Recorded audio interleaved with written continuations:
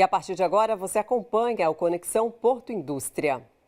O Museu do Porto de Santos inicia a programação especial de férias de verão. São exposições e apresentações gratuitas.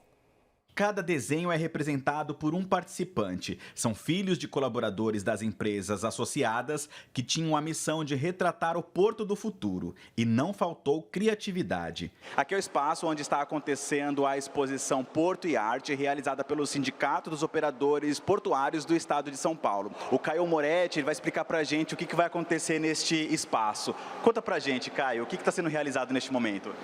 Esse espaço é a exposição desse concurso realizado pelo SOPESP, onde nós damos a visibilidade, dos trabalhos que foram feitos pelas crianças, filhos de trabalhadores do Porto, inclusive os premiados, mas também aqueles que não foram premiados, mas participaram. Então essa exposição vai ficar aqui à disposição do público a partir de hoje, dia 9, até o dia 10 de janeiro. E a gente espera que as pessoas venham para conhecer o que essas crianças, a partir da criatividade dessas crianças, pensaram num porto com inovação, com sustentabilidade. E é bem interessante o trabalho, o que saiu desses desenhos. Vamos mostrar para o pessoal de casa, para eles entenderem exatamente como que funcionou esse concurso, E contar também um pouquinho da trajetória, dos associados também, Queria que você falasse um pouquinho. O que nós temos aqui neste momento? Aqui são os desenhos, esses são os premiados. Não teve um primeiro, segundo, terceiro, mas os 3 mais bem avaliados são considerados os vencedores do concurso.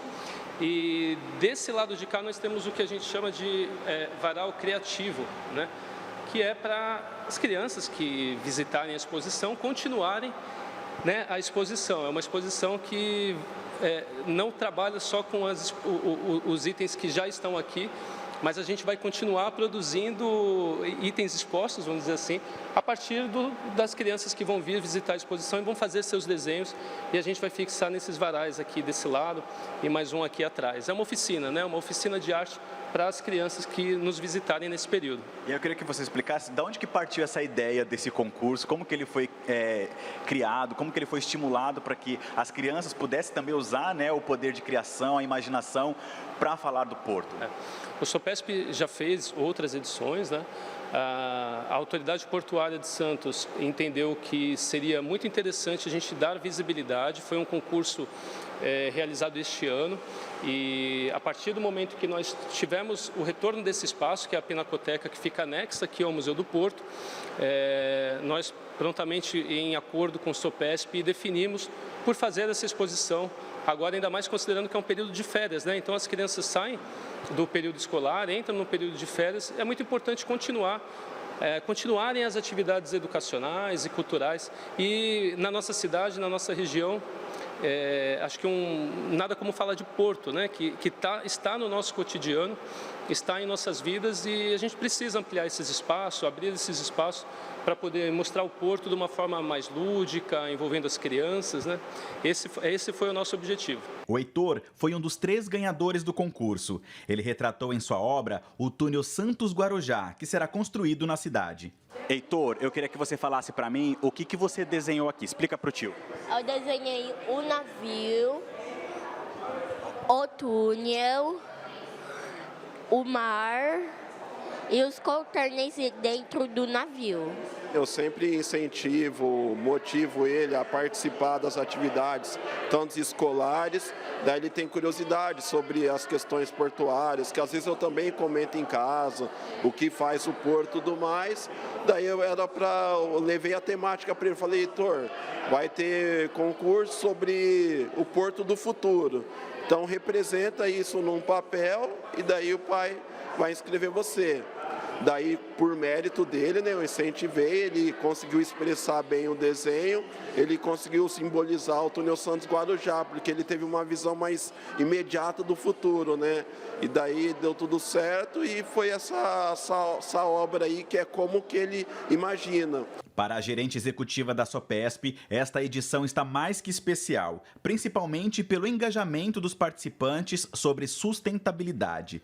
Todas as crianças receberam um prêmio de participação. Já os 3 finalistas receberam um voucher de R$ 500 para gastar em lojas de brinquedos. Foi uma ideia de trazer para perto esse olhar das crianças sobre o setor portuário. Então, a gente já fizemos em outros anos, mas esse ano foi uma edição muito especial, porque a gente teve uma participação maior das crianças. Então, os pais incentivaram as crianças a participarem e a gente teve uma participação de 76% de mais desenhos esse ano do que no ano passado. E o legal é que essa exposição a gente consegue ver a criatividade e como que essas crianças pensam o porto do futuro. Então, é interessante perceber o quê? Que elas veem o porto convivendo com a sustentabilidade, com a diversidade. A gente vê representação de robô, de drone, mas ao mesmo tempo a gente vê um oceano cheio de peixinho, a gente vê natureza convivendo ali pertinho do porto. Então, é muito interessante ver esse olhar da criança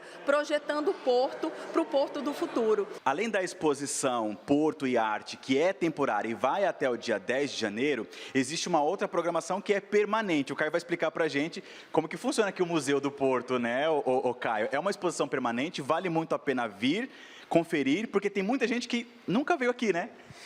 Tem muito santista, muito morador da Baixada Santista que ainda não conhece o Museu do Porto. Aqui é permanente, a gente tem mais de 1000 itens expostos, tanto na parte interna quanto na parte externa do museu. A visitação é gratuita. A gente só pede, né, como eu disse, que visitas maiores, acima de 10 pessoas, façam agendamento até para que a gente possa cuidar dessa logística, dessa organização.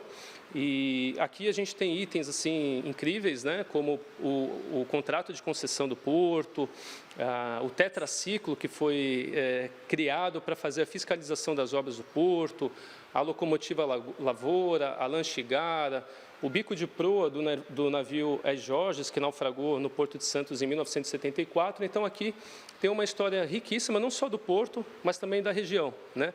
A gente diz que a história da cidade e do porto, elas se misturam o tempo todo. E até do Brasil, né? A história do Brasil está muito vinculada a acontecimentos que também passaram pelo Porto de Santos. Então, fica o convite para quem ainda não conhece o Museu do Porto, vir nos visitar. Em especial, no dia 17, que nós vamos ter um coral de Natal, onde nós vamos receber as crianças do Projeto Guri, do Polo Regional de Santos, às 17h30, também gratuitamente, um evento aberto para a comunidade, para a população que queira conhecer o Museu do Porto. Ou seja, uma programação especial, né? Para quem estiver em casa, com a família, até mesmo para quem estiver conhecendo a cidade, um evento totalmente gratuito, especial de Natal. Especial e assim, aqui é um casarão muito bonito, né? De 1902, ficou pronto em 1906, poucas pessoas conhecem. Aqui a gente tem uma casa que para a época era de alto padrão, com pisos portugueses, com telhas francesas, com toda a parte de gradil que veio da Europa, que era um padrão de construção da família Guinle, né? Que teve a concessão dos 90 anos, né, dos primeiros 90 anos do Porto de Santos. Então, esse coral vem enfeitar e encantar um pouco mais esse espaço que é muito bonito e é gratuito. E a safra brasileira de café teve o 3º maior volume da história e termina com colheita de 56,5 milhões de sacas. A safra brasileira de café terminou com uma produção estimada em 56 milhões e 500 mil sacas. O volume é 4,3% maior que o do ciclo passado e representa o 3º maior resultado da série histórica da Conab. Segundo a companhia, a leve redução na área plantada foi compensada por uma melhor produtividade média, impulsionada principalmente pelas lavouras de café Conilon. A produção do Conilon chegou a 20,8 milhões de sacas, um salto de 42% na comparação com a safra anterior. As boas condições climáticas elevaram a carga produtiva. Já o café arábica teve queda na produção por causa da bienalidade negativa e também de períodos de estiagem ao longo da temporada. A produtividade caiu para 24 sacas por hectare e a safra foi estimada em 35,7 milhões de sacas, quase 10% a menos que no ciclo anterior. No estado de São Paulo, a queda na produção do arábica foi de quase 13%. E o Conexão Porto Indústria volta amanhã às 7h30 da noite.